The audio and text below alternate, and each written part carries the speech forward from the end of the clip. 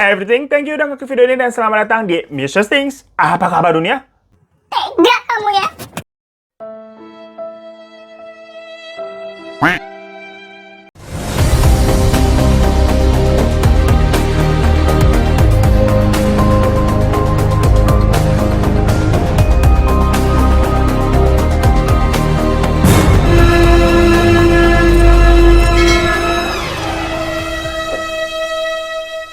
Hai geng, kan saat ini tuh masih heboh ya di berita-berita ini mengenai kasus Brigadir J yang ternyata pelakunya adalah bosnya sendiri yang merupakan suami dan istri dengan alibi terakhir tuh yang kemarin waktu rekonstruksi diketahui bukan ternyata karena di berita awal kan katanya tuh Brigadir J selingkuh dengan istri bosnya makanya dihabisin. Ternyata dirinya itu mengetahui sebuah rahasia perselingkuhan dari sang istri bos dengan rekan kerja lainnya tuh ya, tapi nggak tahu itu beneran apa enggak ya. Pokoknya belum selesai lah, kasusnya masih panjang kayak sinetron tuh yang ceritanya tahu-tahu bisa ganti-ganti tiap episodenya. Jadi kita nih yang nonton yang ngikutin tuh di rumah kayak hah gitu mulu, berasa niep keong, kebingungan abisnya sama plot twist yang baru terus. Nah, cerita macam sinetron begini nih, yang nggak kalah bikin gitu ya, tentang perselingkuhan juga sebenarnya ada yang sempat viral di tahun 2020 yang lalu. Kalian tahu nggak, waktu itu ada seorang hakim dari Pengadilan Negeri Medan yang bernama Pak Jamaludin ditemukan tidak bernyawa, yang ternyata pelakunya adalah orang terdekat yang tidak disangka-sangka, alias istrinya sendiri. Nah, kenapa nih sang istri sampai berbuat demikian ke suaminya yang konteksnya itu adalah hakim pengadilan negeri? Kayak berani banget loh. Apakah karena adanya cinta orang ketiga, perebutan harta, tahta, atau hirotada? Amit, jangan bawa-bawa gua lah ya ke dalam masalah rumah tangga kalian. Kagak ikut-ikutan. Misalkan kalian nih lagi mau nonton Mr. Things, terus pacar kalian mau nonton sinetron Azab Indosiar begitu di TV. Jangan jadi berantem lu. Pokoknya itu masalah kalian. Nah, jadi Pak Jamaludin ini menikahi istrinya bernama Ibu Zuraida Hanum pada tahun 2011. Dan saat itu, status dari Pak Jamaludin ini adalah seorang duda. Dan kalau Bu Zuraida, itu kira-kira masih gadis atau sudah janda ya? Ayo. Bu Zuraida masih gadis atau sudah janda? Dan jawabannya adalah Sesungguhnya Zuraida memang sudah janda. Walaupun Bu Zuraida janda, tetap Pak Jamaludin cinta. jadi ini sama-sama duda sama janda begitu, gengs. Dan dari pernikahan sebelumnya, Pak Jamaludin ini tuh membawa satu orang anak perempuan dan satu anak laki-laki. Jadi ada dua anaknya Pak Jamaludin. Sedangkan dari pihak Bu Zuraida itu juga punya satu anak perempuan. Terus abis mereka berdua menikah nih, mereka dikaruniai satu anak lagi, anak perempuan. Jadi total semua anak ini kalau digabungin itu ada 4 orang anak ya, gengs. Nah, sejak awal pernikahan mereka, Bu Zuraida ini katanya udah sering mengeluhkan kalau suaminya yaitu Pak Jamaludin dibilang suka selingkuh dengan perempuan yang berbeda-beda, gengs. Bahkan katanya waktu Bu Zuraida lagi hamil tuh anak mereka habis menikah, suaminya itu sempat membawa cewek selingkuhannya ke dalam rumah coba. Jadi udah lumayan ekstrim terang-terangan. Yang kalau orang-orang sekarang tuh nyebutnya tampan dan pemberani. Yang sampai dibawa ke rumah. Biasanya kan kalau orang selingkuh begitu ya, dibawanya ke hotel jam-jaman. Kebiasaan lu, istighfar lu. Dan menurut Bu Zuraida juga, selain suka selingkuh kanan kiri, suaminya itu pernah menggoda adik kandung dari Bu Zuraida yang bernama Helvi, atau akrabnya dipanggilnya Evi gitu. Nah, adiknya Evi ini itu tinggalnya di Jakarta. Jadi menurut pengakuan Evi, kalau misalkan Pak Jamaludin ini ada lagi kerjaan tuh ke Jakarta, karena kan base-nya Pak Jamaludin di Medan ya. Nah, dia bakal numpang nginep tuh di rumahnya si Evi. Ya mungkin karena hemat budget lah ya, jadi nggak usah booking-booking hotel, numpang di rumah adik ipar sendiri. Tapi masalahnya, numpangnya itu ada tujuan terselubungnya, gengs. Pernah nih waktu itu, Pak Jamaludin lagi numpang tinggal kan lagi di Jakarta. Sekitar jam 9 pagian. Suaminya Mbak Evi ini itu lagi keluar sama anak-anak beli sarapan. Nah, tiba-tiba Pak Jamaludin itu manggil-manggil Mbak Evi dari kamarnya di kamar tamu. Ya karena kan manggil-manggil gitu dikira emang Pak Jamaludin butuh sesuatu kali ya. Yaudah, Mbak Evi pun langsung nyamperin tuh. Buka pintu tuh di kamar tamu. Tetapi saat itu juga, Pak Jamaludin ini malah menarik Mbak Evi dan langsung membekap mulutnya Mbak Evi. Kayak mau, tangannya tuh kayak mau melecehkan gitu, gengs. Saat itu, Mbak Evi ini mau teriak, tapi dia takut kalau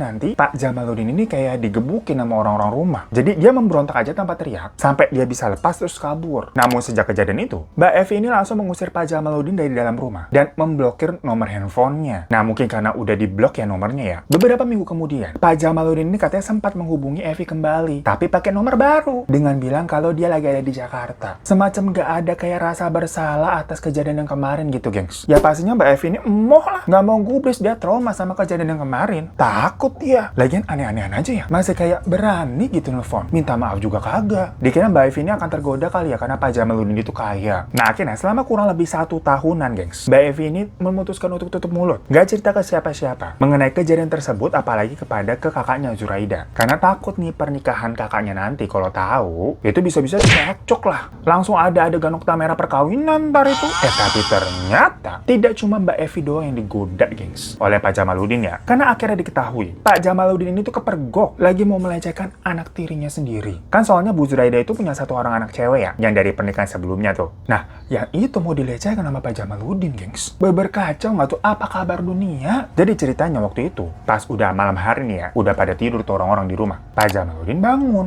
dan bilang katanya dia mau ke kamar mandi. Bu Zuraida pun ikut bangun kan, terus kayak nungguin, lama banget nih suami gue di kamar mandi. Tapi setelah kayak didengar-dengar kok kayak nggak ada suara apa-apa dari kamar mandi ya. Maksudnya sesunyi-sunyinya kamar mandi kalau ada orang tuh di dalam, palingan ada apa kayak suara keran, suara kayak plung plung pang gitu kan ya, atau toilet di flush gitu. Intinya kedengeran ada kehidupan lah. Nah ini tuh bener-bener hening sunyi banget, gak ada bunyi apa-apa kayak handphone lu yang gak pernah ada notif dari siapa-siapa. Nah dari situ Bu Zuraida jadinya curiga, ada apa nih? Akhirnya disamperin lah tuh ke kamar mandi. Pas dilihat dibuka, bener aja kosong, gak ada siapa-siapa di dalam kamar mandi. Nah mungkin nih Bu Zuraida sebagai ibu nalurinya keluar, kayak ada perasaan gak enak gitu. Langsung deh dia ngedatengin kamar anak perempuannya yang tadi tuh dari suami sebelumnya, atau berarti anak tirinya Pak Jamaluddin ya. Namanya kita pakai inisial aja ya, S. Nah tapi pas Bu Zuraida ini ke kamarnya si S, pintunya dikunci dari dalam gitu, nggak bisa dibuka. Waktu Bu Zuraida ketok-ketok, gak lama kemudian pintunya tuh dibuka. Yang ternyata di dalam ada Pak Jamaluddin. Dan waktu Bu Zuraida ngelihat ke arah kasur tuh ke anaknya, keadaan rok si S ini udah tersingkap gengs. Dari situ Bu Zuraida langsung marah besar lah ngeliat begitu. Kayak, loh itu anak aku juga loh, masih mau diembat. Langsung deh adegan nokta merah perkawinan nggak bisa dihindarin lagi. Cekcok. Momen itu juga yang katanya membuat Bu Zuraida ini tuh sakit hati dan tidak bisa mentolerir sifat suaminya itu lagi. Kayak udah kebangetan gitu. Istilahnya ya kalau misalkan suaminya gatal sama perempuan lain kayak biasa-biasanya tuh jajan-jajan di luar, Bu Zuraida tuh masih bisa sabar lah. Namanya juga laki kadang emang suka susah dipegang ya. Gak bisa ngeliat yang putih dikit, mulus dikit, bening dikit gitu, pasti langsung dicomot. Kayak gue tuh kalau ngeliat bihun, bawaannya lapar gitu, pengen dimakan. Lah bihun kan putih, bening, mulus begitu ya.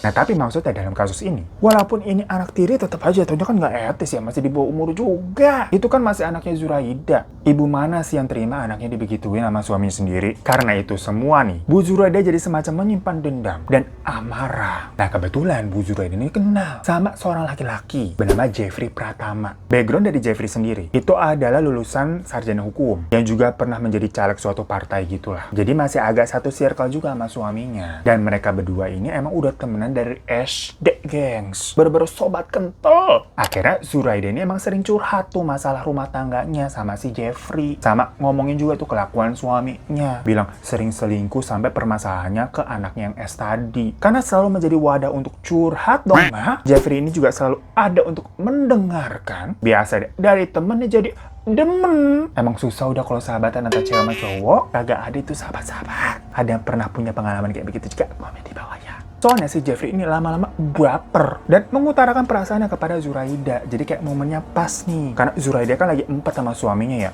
Ada pelarian. Dan semenjak peristiwa dia memergoki suaminya mau melakukan pelecehan kepada anaknya si S, ternyata sifat dari suaminya itu tidak berubah. Ya sama aja tadi tuh yang ke Mbak Evi kan, udah diblokir, toto nelfon lagi, itu kayak kagak ada bersalahnya. Nah besok-besoknya pun Bu Zuraida ini itu selalu mendapati kalau Pak Jamaluddin masih nemplok ke cewek-cewek lain. Sampai akhirnya Bu Zuraida pun mengetahui kejadian yang dialami sama adiknya Evi. Wah waktu itu jadinya berlangsung emosi. Ternyata bukan hanya anaknya, tapi adiknya pun juga mendapatkan pelecehan dari suaminya. Kebangetan gitu kan rasanya. Karena udah gak kuat lagi nih, Bu Zuraida curhat tuh ke Jeffrey. Dia bilang, aduh rasanya aku lebih baik mati aja deh daripada hidup kayak begini nih. Pegel ini hati, punya suami modalan begitu. Sayang aja nih hati kagak bisa dipijet pegelnya. Dengar begitu si Jeffrey bilang begini, ngapain kau yang mati? Dia yang bejat kau yang mati? Dialah yang harus mati. Mendengar perkataan itu, Zuraida langsung kayak berubah pikiran. Lah, ya enggak ya, memang bukan aku yang harusnya mati. Dialah yang harusnya mati. mulailah tercetus rencana dari Zuraida dan Jeffrey untuk menghabisi Pak Jamaluddin. Di situ akhirnya Jeffrey juga mengajak adik sambungnya bernama Reza Pahlavi buat membantu melakukan aksinya tersebut. Sampai akhirnya di tanggal 25 November 2019, mereka bertiga yaitu Bu Zuraida, Jeffrey sama Reza meeting dan ketemuan untuk membicarakan rencana mencuri lukisan Raden Saleh.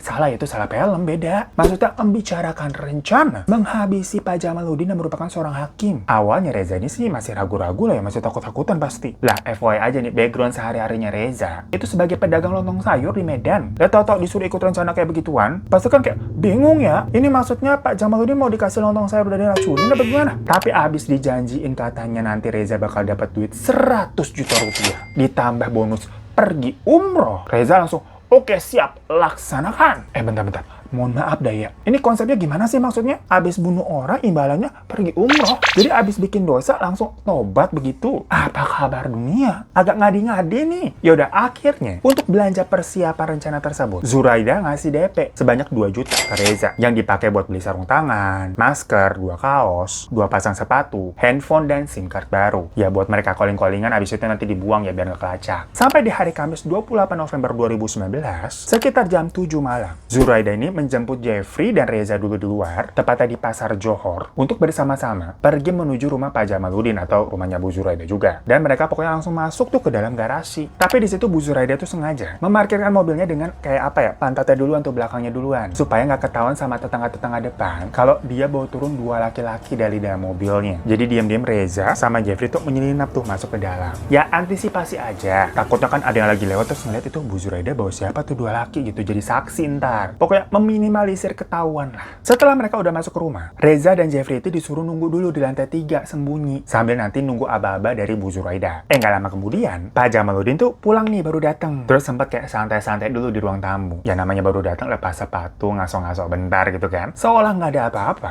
Bu Zuraida juga sempat nemenin suaminya itu makan malam. Dan sekitar jam 9, ternyata ada adiknya Bu Zuraida lainnya, laki-laki, bernama Ruli itu datang ke rumah dan numpang nginep. Ini sebenarnya di luar ekspektasi ya. Dan setelah mereka ngobrol-ngobrol sebentar di ruang tamu, gak lama kemudian Ruli pun masuk ke dalam kamar tamu yang ada di lantai 1. Sementara Pak Jamaluddin ini masih duduk-duduk tuh di ruang tamu. Dan di saat itu Bu Zuraida ini naik lagi tuh ke lantai 3 buat ngasih updatean ke Jeffrey dan Reza kalau suaminya masih istirahat tuh di ruang tamu, sambil ngasih minum juga tuh ke mereka di atas biar nggak seret kali ya nunggu berjam-jam gitu kan. Haus. Nah sekitar jam 10 malamnya, tahu-tahu anak bungsu dari keluarga itu yang merupakan anak dari Bu Zuraida sama Pak Jamaluddin ya, itu minta ditemenin untuk tidur. Jadi si bungsu ini emang lagi manja, minta tidur bareng sama mama papahnya. Nah saat itu juga Bu Zuraida sempat ngajak Pak Jamaluddin untuk tidur yuk Pak, sekalian nih udah malam. Tapi Pak Jamaluddin tuh nyuruh Bu Zuraida untuk duluan aja, nanti dia bakal nyusul. Nah sekitar jam 11 malam, Pak Jamaluddin ini mungkin udah merasa mulai ngantuk. Akhirnya dia nyusul tuh ke atas dan tidur di kamarnya di lantai 2 bersama Zuraida dan anaknya yang bungsu tadi. Nah waktu itu posisi tidurnya nih, Bu Zuraida itu ada di tengah-tengah di antara anak bungsunya dan suaminya. Sampai sekitar jam 1 dini hari. Berarti ini udah masuk di tanggal 29 November ya. Pak Jamaluddin dan anak bungsunya ini posisinya udah tertidur lelap. Zuraida ini ngerasa, wah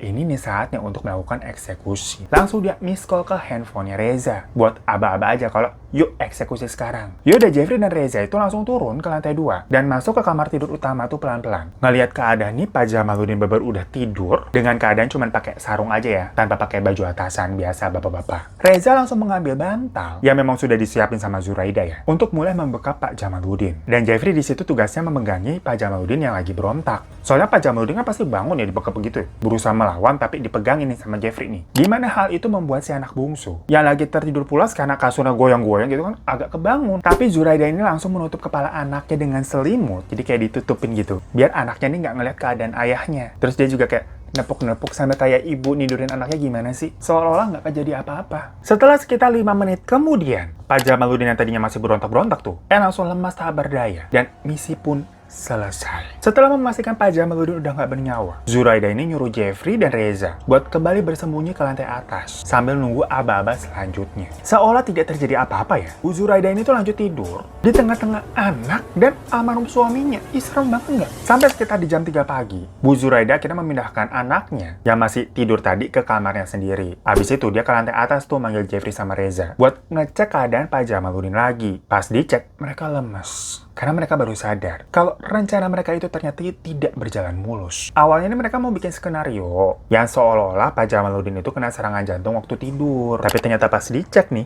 kok ada kayak bekas memar di hidung. Entah tadi itu sempat kesikut, kesepak atau ketonjok gitu kali ya. Pokoknya ada lebam lah di sekitar hidungnya. Otomatis rencana sakit jantung yang mereka mau buat, itu nggak bisa dipakai dong. Karena bakal dicuragain ada lebamnya. Nah, tadinya mereka ini mau membawa Pak Jamaluddin di jam 3.30, jadi setengah jam kemudian lagi. Dengan mobilnya Pak Jamaluddin yang biasa dikendarai sehari-hari. Tapi pas dipikir-pikir, Bu Zuraida kan hafal banget ya jadwal dari suaminya. Nah, Pak Jamaluddin itu nggak pernah keluar pagi-pagi buta jam segitu. Takut yang ada nanti malah satpam komplek mencurigai kayak suruh buka kaca mobil begitu kan ketahuan Pak Jamaluddinnya udah kagak ada.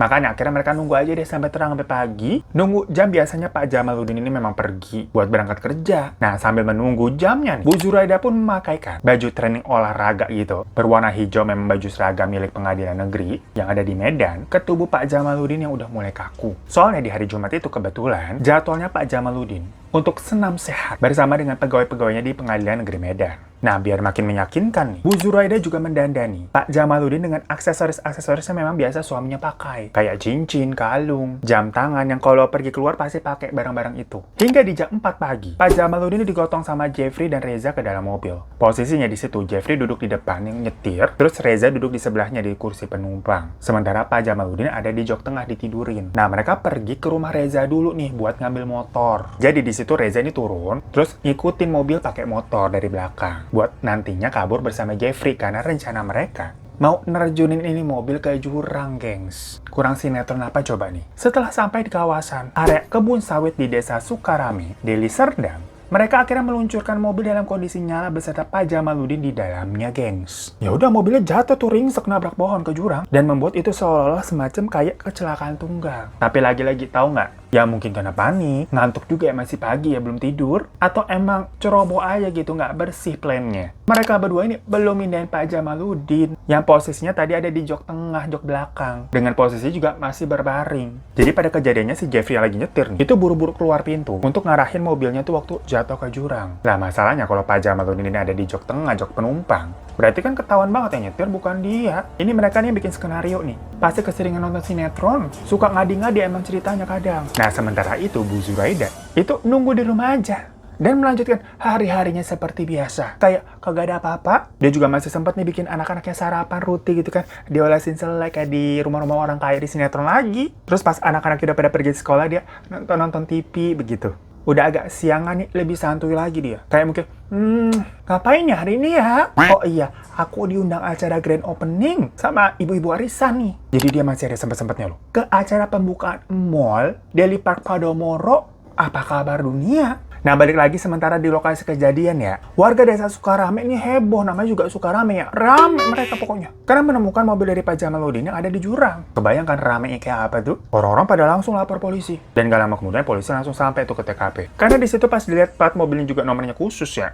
Namanya juga ini Hakim, jadi identitas dari pemiliknya pun langsung diketahui. Apalagi di dalam juga ada Pak Jamaluddin, yang tadi tuh masih berbaring di jok tengah. Ya polisi waktu ngeliat langsung mikir lah, kalau posisinya di tengah begini berarti ya nyetir nih sapose. Hantu apa bagaimana gitu kagak ada supirnya. Dari situ polisi langsung menghubungi pihak keluarga dulu dong, dengan mengabarkan mengenai kondisinya Pak Jamaluddin nih. Bu Zuraida nih selaku istri pas terima berita begitu, langsung acting terkaget-kaget ambil nangis-nangis histeris. Sampai pihak keluarga yang ada di rumah itu menenangkan Bu Zuraida yang katanya udah mau pingsan. Setelah udah mulai tenang nih, Bu Zuraida ini dipanggil ke kepolisian buat ditanya-tanya, semacam kayak kapan terakhir ketemu sama suami Anda. Nah di situ Bu Zuraida ini cerita kalau hari Jumat itu pagi-pagi Pak Jamaluddin udah sempat pamitan bilang katanya mau ke bandara, bilang mau ketemu sama seseorang yang Bu Zuraida juga nggak tahu maksudnya ketemu sama siapa nih orangnya. Dan Bu Zuraida juga bilang katanya dia sempat nawarin buat saya temenin aja yuk ke bandara, tapi suaminya keke mau pergi sendiri aja katanya begitu. Pokoknya Zuraida ini tuh ngarang cerita kepada pihak polisi kalau beberapa waktu sebelum hari kejadian rumahnya ini sering didatengin sama orang-orang nggak dikenal gitu, kayak ada yang ngawasin, dan pagar rumahnya juga sempat dirusak.